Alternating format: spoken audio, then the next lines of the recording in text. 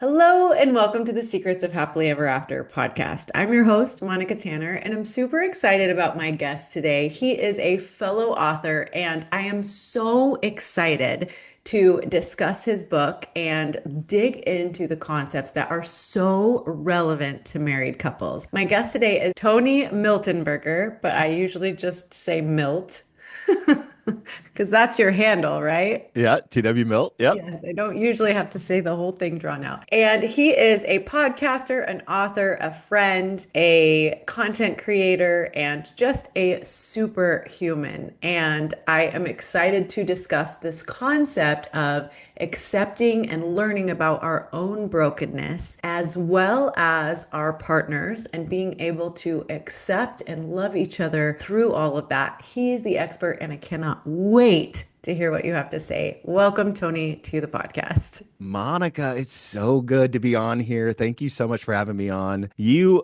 have been on my podcast a couple times, and I just value your content so much. And I was a part of your intimacy group not too long ago. I think that's probably a couple years ago now, but you've done so much to help my marriage. So I'm so excited to be in this dialogue with you today.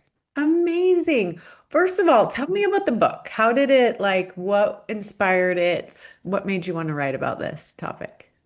Yeah, interestingly enough, it's not the book that came out was not the book that I had originally thought I was going to write. And Interesting. so during 2020, when the world felt very shut down and disjointed, my wife and I were on many walks together. And most couples that I know walked, and we love to walk still, but we were doing 2 walks a day during that time period. And there was a day in that season where I looked at my wife, her name is Karen, and I looked at Karen and I said, "Babe, I've been here before." And she was like, "Yeah, we were here this morning." And I was like, "No, no, no, not literally. Not this Like way. emotionally, I've been here before." And I had the privilege of serving in the Army for 14 years, the reserves. And during that time period, I was deployed from 2004 to 2005. And one of the things that I began to realize is that prolonged stress turns cracks in our lives into canyons. Ooh. And so prolonged stress is the any kind of stress that where you don't know what's going to happen, you don't know the outcome, right? That season of 2020 was one of those seasons of prolonged stress for the world. But I had also experienced that when I was deployed. Hmm. And there are seasons, when your kids are toddlers, like it's prolonged stress. There's lots of seasons in our life where there's stress that just is around, and it has this ability to take normal things in our life and blow them out of proportion, kind of blow them up, right? So cracks into canyons. You can ignore a crack, you can step over a crack, but you could get lost in a canyon. You could die in a canyon, Yeah, you could but fall off the edge. fall off the edge. But one of the beautiful parts about canyons is that you can explore them in ways that you could never explore cracks. Hmm. And so this book is really the maturation of that idea that maybe it's time for all of us as husbands and wives to blow up our cracks and to dive into our canyons so that the scary part of our insides don't get as much vote in how we live our lives. Ooh, that was really deep, and I love the way you said that because the reality is our cracks are so vulnerable, our canyons are so vulnerable, and we expend so much energy trying to protect ourselves and other people from them that they do really run our lives. Like Mhm. they wreak havoc on our relationships, the adaptation of trying to protect. And I always say that it's really hard to have an intimate friendship and a passionate partnership when you can't share all of yourself with your spouse, Yeah, cracks one and of all. one of the interesting things that happen is that we're all emotional people. Like I've never met someone who's not like, "Oh, I don't have any emotions." Now we emote differently. I'm a extroverted, emotional guy. My wife tends to be a little bit more refrained, a more uh, intentional kind of human. And so here's the truth, though: the wisest leaders that I know, the people that seem to have the greatest level of intimacy, they don't have an absence of wounding or pain, they have an intimacy with it so Hmm. that it doesn't scare them. And so, what I try to help people with, couples specifically, is to kind of challenge them that I don't want you to have an emotional reaction. I want you to have an intentional response. Ooh, say that again. That was really deep. I don't want you to have an emotional reaction. I want you to have an intentional response. Yeah. And so the wisdom in the wound is this idea that once you get to know your own wounding, your own brokenness, your own stuff, then we can begin to feel our feelings so that we can have an intentional response. And so another way to think about it is like I want the emotions in the car. I just don't want them in the driver's seat. Yeah. Yeah, that's a good analogy. It's really interesting the difference between my husband and I because, we always had this joke like he doesn't have any stuff. Like, he had the perfect childhood. Sure. He'd like no stuff, right? But in reality, he does have stuff, but he also has this really deep knowing that there's enough love. So he doesn't have to protect all of his stuff. He just, like you said, he has a really good relationship with it. Like he Yep. knows who he is, and he also knows that people are going to love him regardless. Whereas when we first got married, I was very protective of my stuff. I was a perfectionist. I had to put on the facade of perfection. I had to make sure that everybody liked me and that I was doing everything to a very high level because for me, I wasn't sure that there was enough love. I Mm. felt like I had to walk around in the world earning my love. And if I showed any cracks or any canyons or anything, people were going to withdraw love from me. And so that was like a big, beautiful metamorphosis for me. And thing that I learned in my marriage is because my husband loved me regardless. I couldn't hide those things from him as hard as I tried. And he just loved me through them. And so my biggest hope and prayer for my children is I'm certain we've made mistakes and we've screwed them Sure. up in all different ways, but I hope that they never have to wonder whether or not we love them or if there's enough love. Like they can be okay in all of their brokenness because we love them. There's enough love in the world. They don't have to earn it. Yeah, one of the interesting things that I've noticed as I've done more and more of this work is that there isn't a person in the world who's willing to not concede the idea that we live in a broken world. Mhm. So in that brokenness, there comes consequence of that. The consequence is this wounding. And so kind of one of the assertions I make in the book is that somewhere between the ages of 4 and 12, all of us experience what I call little t trauma, right? Mhm. And a lot of people Yeah. who study this kind of work use that term little t trauma. And why it's little t trauma is that there was no malice, there was no malintent. It's just it becomes the brokenness of the world, and that becomes the lens at which you look at the world. Mhm. And so all of us have this version of little t trauma, and it shows up in various ways. One of the tools that I give in the book is very similar to what you were talking about. It's called the emotional intensity scale. Mhm. That any time on a scale from 1 to 10, your emotions spike above a 6, it's it's almost always more about you than it is the other person. Mhm. So for example, if my wife comes home and says something to me about why I didn't put my clothes away, and the way she says it causes me to go, ah, and have this big emotional response. Am I really mad at her? Or is it really just bumping up against some old pain? Mhm.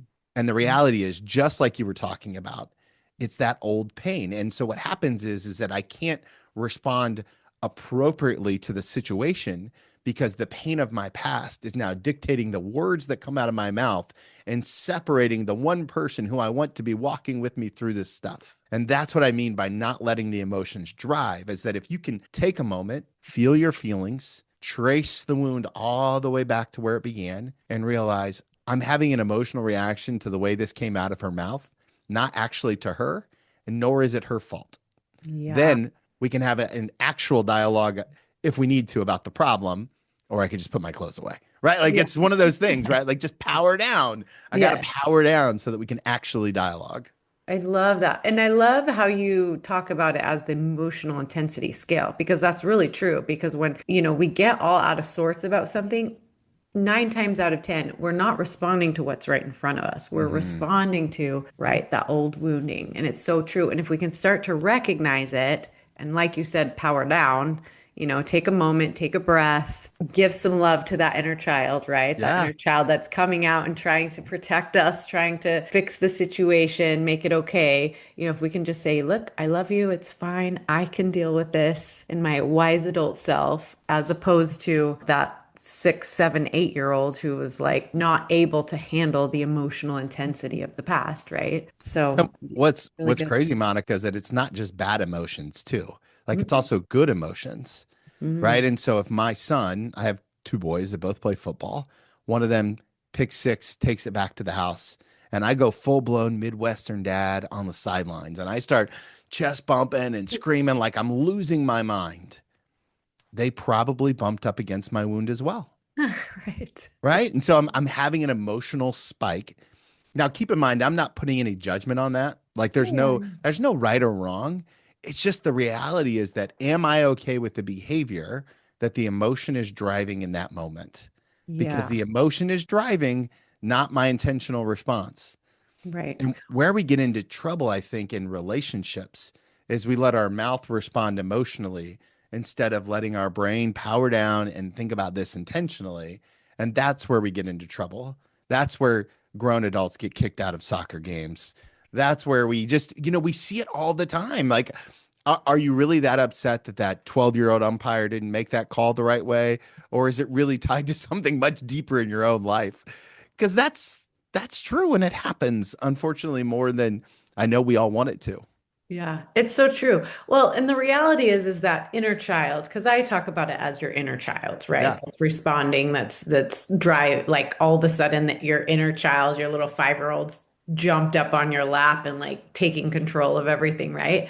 They're always going to be with you. They're always going to be in the car with you. Like it would be silly to think we're just going to wipe that all out. We're going to take 100%. away all of our triggers. We're going to heal all of our wounds completely. No, it's always going to be there. But it's just a matter of like seeing that little child and just being like, I love you. I've got you. I've got this. Like you can just climb in the car seat, buckle yourself in and just chill because I've got this, right? Oh, one of the things I say all the time on the podcast is that if you aren't dedicated to your disciplines, you'll be destroyed by your distractions. Ooh. I And feel so, like you're like got these beautiful one-liners I should be well, I've just been doing it a long time. really good. But here's the reality. Nobody ever wakes up and says, man, today's the day that I want to ruin my marriage. Right? Today's the day I want to alienate myself from my children. Oh, I'm thinking about getting fired today, right? Like we just don't do that very often. But what happens is we stop doing the activities that keep us in a healthy place, Mm, right? So disciplines lead to freedom. So here's what I know in my marriage that if I want to have the ability to respond intentionally to my wife, to mhm, honor that inner child, to be aware of my wound, it starts with me getting up and working out. It mhm, starts with me going on walks with her. It starts with me dating her. It starts with me praying over her. It starts with me doing all of the disciplines that I know keep me in a good place. Because if not, when something pops off, mhm, right, whether it's her or me or mother-in-law or whoever, then I'm not in a place to handle it well. mhm, And that inner child or that emotion or that wounding then jumps into the front seat and takes us straight off the road. mhm, And so, in my disciplines and my intentionality, then what we get is the gift of guardrails. mhm. And those guardrails keep us in alignment with where our vision and our mission and kind of where we feel like we're being called to respond to the world. Yeah, that's so good. And I love what you're saying because all of those things that you mentioned, working out, praying, like doing those things, that is what helps you feel good about yourself. Like you're giving yourself what you need, you're showing up in integrity, you're doing the things that you know are right. And that helps you show up as the best version of yourself, right? It's like when we don't do those things, you're right. It's that we don't feel good about ourselves. We have less control over our emotional responses because we're not doing the things that help us be in integrity with who we know we are. Yeah, somewhere along the way, culture has kind of perverted this idea about sacrifice. Oh, I need Mhm. to sacrifice for my spouse or I need to sacrifice for my kids. And there's probably moments in life that are like that, that there are seasons where but it's brief seasons. Mm, Sacrificial love should not be the foundation of any relationship that you're in. It I has to agree. start with that self love. It has to start with that understanding who you are, what you believe, your values. And, Karen and I have been married for, it'll be 23 years in February. We have very different values, but our mission and our vision for our family are aligned. And so we operate kind of differently, very differently. I'm extroverted. She's a little bit more introverted. I'm the drama queen in our marriage where I just like have big emotive kind of, I need to verbally process everything. And she's like the steady rock. I'm kind of more the entrepreneur. She's more like, maybe we should put this on a spreadsheet. And I'm like, we just do it. Like, let's just sell everything and move, Jump and right? build the parachute on the way Right. down. And so the truth is that we have to create those rhythms that keep us in a good place so that our wounding doesn't take over and put us in a position that we ultimately don't want to be in. Yeah, I absolutely agree with you. I think it's hard because when you're speaking to women, and I agree with you, the sacrifice, the compromise, when you ask older couples, what's the one thing that you would tell young people about being married or whatever, they'll say, learn how to compromise. And I always get so like, wait, what? No, that's not right. Because compromise means I give a little, you give a little, we meet in the middle, and neither of us actually gets what we want. And I just don't think that's a good basis, or feeling like I've sacrificed for 20 years, get you your career.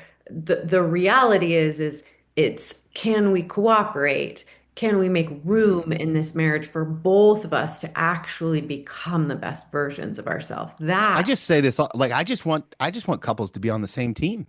yes. Let's just get Well, on the same and team. you don't Like, have to be the same. You can have very right, different different goals. players on the same team. That's Yes, 100% right. exactly. You're Yes. both trying to win, but you've got offense, you've got defense, you've got really important jobs that people, And I think most couples don't often establish what winning looks like. well, right. And also they become opponents, Yeah, right? that's If you right. have different values, different opinions, different stances on things, it's like now we're going to go head to head and see who wins, or to see if I can convince you to think like me, or if I can control, the narrative, like, right? Like if you would just think like me, or if you would just do it my way, we could be happy. And now you've pitted each other against each other. But instead, it's like, can I do can we work together? Can we cooperate? Can we collaborate and come up together with something better than either of us could have on our own? But it's us against the problem. It's us Yeah. and our different viewpoints and perspectives against the thing that's in front of us, not against each other. Yeah, I think one of the things that we got some really good wisdom from a older couple in our life who said, we're just trying to create a home that our kids want to come back to. Mhm. Right. And that's kind of our vision that we're in right now. And we've got a bunch of teenagers. So things are wonky here all the time and it's emotional here all the time. And, we've got one at college and two, one in high school, one in middle school. And so it's kind of just it's a whirlwind. So then our goal is like, we talk about those vision statements. Hey, we want to create a home that our kids want to come back to. And then we have mission statements for seasons. And Mm. so we sit down and talk about that. So, like, you know, right now, one of our family phrases is to take the trip. Like, we're just in a season where we're taking the trip. My yard looks like garbage, but we're taking the trip, right? Because Ah, so we've important. we've just decided that this is what we're going to do in this season because we got this college age kid who's playing football up and down the East Coast, and we want to go watch games, and so we're going to go take the trip, and we're just going to travel, and we're going to do it, and we'll deal with what we have to deal with later. But we can't get there if you don't do that inner work first to say, what do I need in this? What does she need in this? Because marriage really is just two wounded people bumping up against each other's stuff all the time, trying to figure out how to process it well so that, we can live happily ever after. I agree with you. And I think that's so awesome because you used my language there, happily ever after, but it's about having the communication skills to be able to renegotiate in the different seasons, right? Because it's Hmm. going to look differently. Like when I had little tiny children at home, I didn't want to be leaving and going to work and like doing all that stuff, right? But eventually when they got a little bit older, I was like, no, I mean, I want to be like a steady here, you know, stay-at-home mom at the crossroads, like when they get home from school, when they get Yeah. home from dates, when they, leave for school, like I'm always here. But I also have this really fulfilling thing that I do while they're at school. And my husband and I have had to renegotiate that many times, right? We owned a business together. Then, I pulled myself out of the business. And at one point, I went back to school for a time. You know, and then we sold the business and now he has, kind of a 9 to 5 type situation going on. We're constantly having to renegotiate. How can you get what you need and I get what I need? We still have this common goal of providing this really steady, loving, present household for our children where they love to be and they'll definitely come back to. That's also our goal. But what it looks like has to be consistently renegotiated. It can't be like, well, we got married. I thought you were going to be a stay-at-home mom and that was just going to be it. Now I'm super disappointed because you've changed the thing. Like, no, it's like we're constantly different seasons and stages and phases. You have to be able to communicate to renegotiate.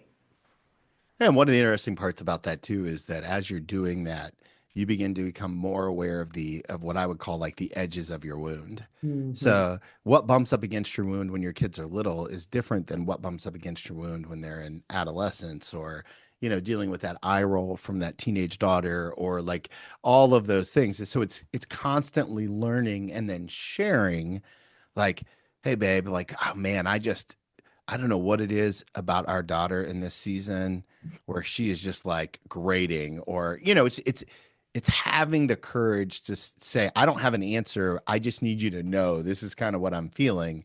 So protect me from ruining our larger vision, right? And so, Yeah, it's and it's those reminders of like this yes. is, this is who you wanted to be, remember? And I'm like, yes. Mhm. So are the decisions you're making right now working against your goals or are they working with them? And how can I support you to, achieve the things that you have in your sights, but also remember, what your real goals are, right? Yeah, absolutely. All of that. So important. The thing about marriage that I absolutely love is you have a mirror. Like you Mm. have somebody who's constantly aware of your weaknesses, your shortcomings, like where you're maybe getting off the trail, like, getting a little bit lost in the weeds, right?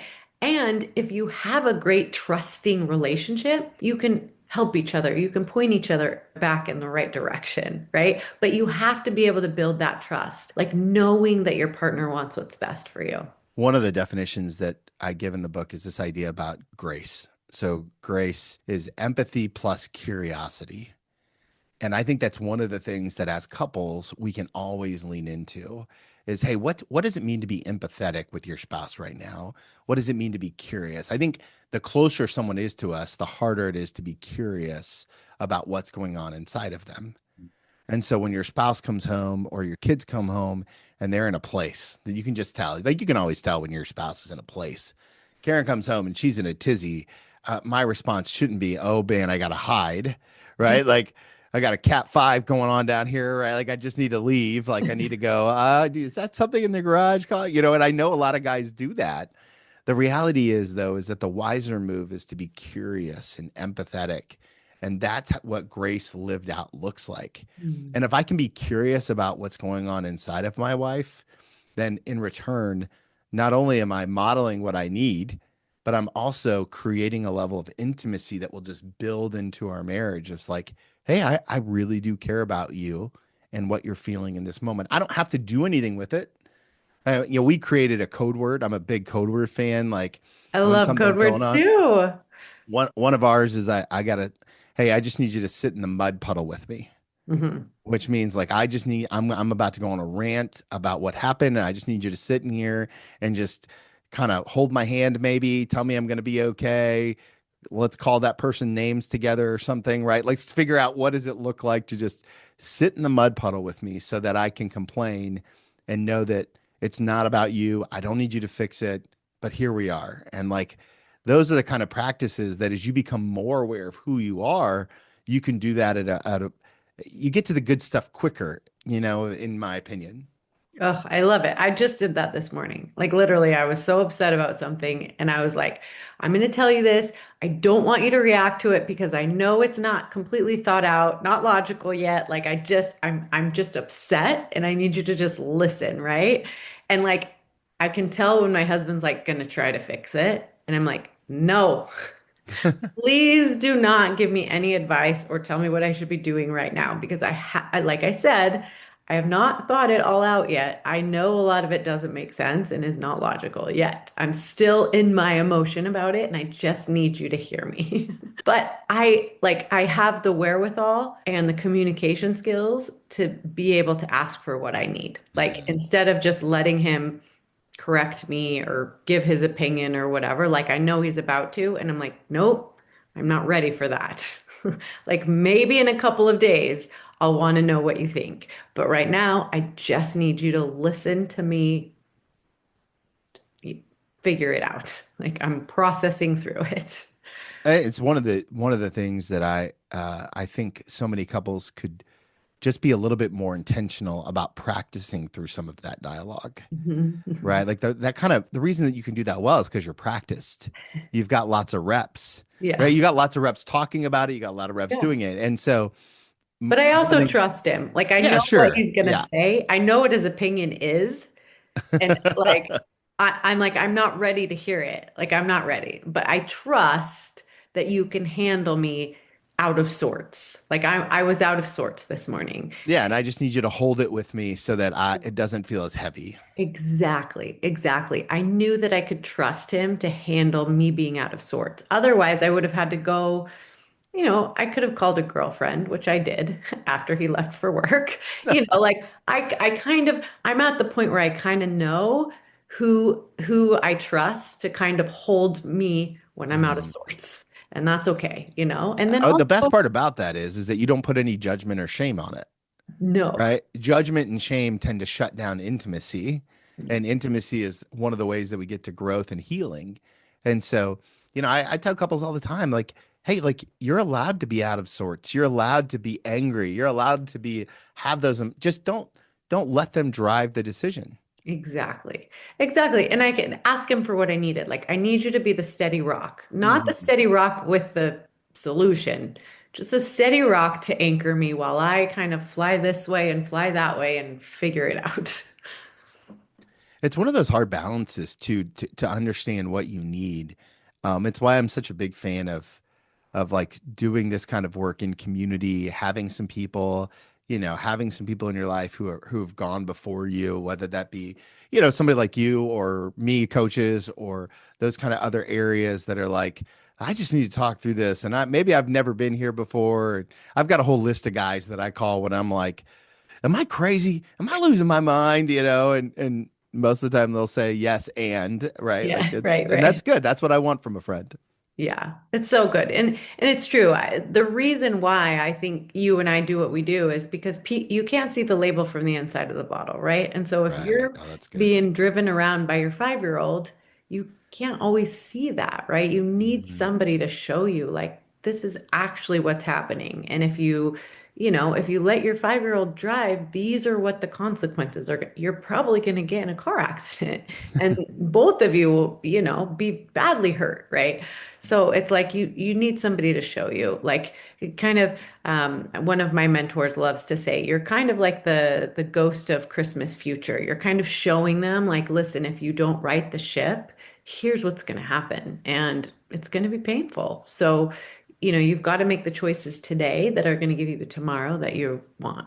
That's right. It takes a really long time to become an overnight success. Yes. Yeah.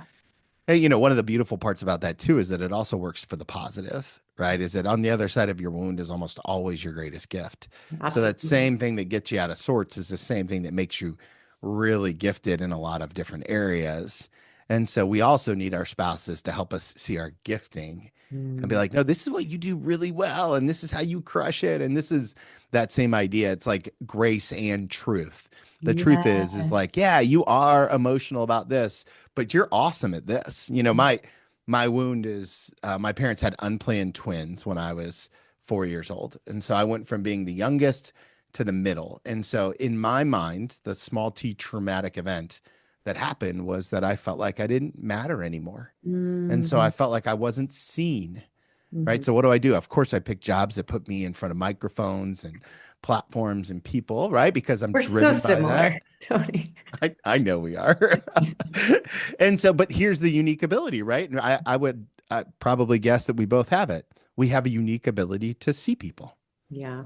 And I so when think, yeah. somebody sits in front of me, like I can see it. Now, my wife, when my wife calls that out in me, it comes with a different level of truth because I naturally have my own doubt that that's a good thing. Yeah. Yeah, I think for me, my little t wounding was the love thing, right? And so I do Yeah. feel like my greatest strength is to be able to love the people who feel unloved, right? Like I It's good. hope that people feel loved by me, even when they're not sure that there's enough love, because that is my greatest wounding and my greatest gift, right? But like I'm aware of it. And I feel very deeply when somebody withdraws love from me. Like that is, it's still to this day, that's when my 5-year-old comes out and is like, what do I need to do here? Which heads do I need to bang together? You know? Well, and it goes back to what you said earlier about your husband, right? That's why part of the reason why you picked him because he's got so much love that you're never worried about that, Yes. And I'll right? never forget the time when he said, it's not in my programming to walk away. Because I remember like the most vulnerable I got with him is like, I'm just waiting for the other shoe to drop. I'm just waiting for you to go, this girl is so crazy. I can't do it. I'm walking away. And my husband's like, it's not in my programming to walk away. Like, I don't walk away when things get hard. And it was the greatest gift he could have ever given me. And now, 23 years later, I have so much trust and faith in that. Not that he Hmm. can't walk away. Absolutely. At any moment, he could walk away, but that he has chosen repeatedly not to. What a beautiful gift, right? Like it's every day choosing all of those things, all the disciplines, all that stuff. That's how we stay in the relationship. Like I just firmly believe no one ever falls in and out of, we don't fall in and out of love. We fall in and out of commitment.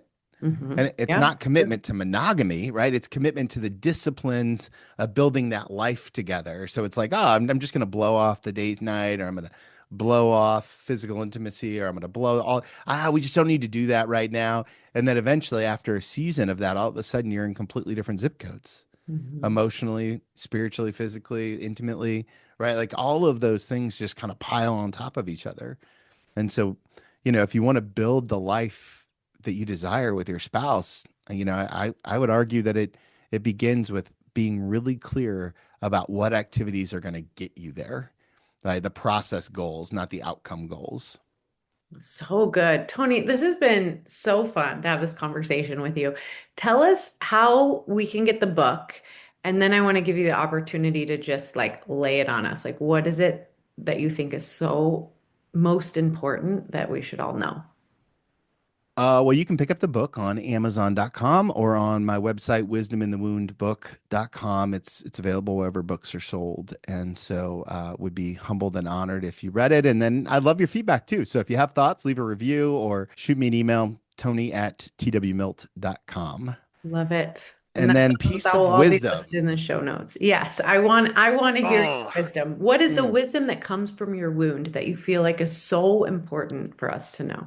Yeah, let me just say this. If you're listening to this and you feel out of sorts today, if you feel like you have a string of days that are out of sorts, wisdom isn't the absence of wounding, it's the intimacy with it. And so let me just challenge you to take some time in solitude, take some time intentionally to create a life that has enough space that gives you permission to feel your feelings so that you can show up and be the person that you're called to be the spouse, to be the parent, to be the entrepreneur and the leader, is that when you create space for all of the things that are happening inside of you, the best things will come as a result. And that's my hope and my prayer for you.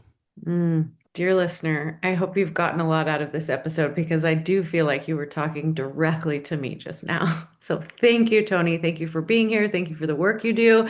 Thanks for being my friend. And I hope that everyone got what they needed out of this episode because I know I certainly did. Thank you. Thank you.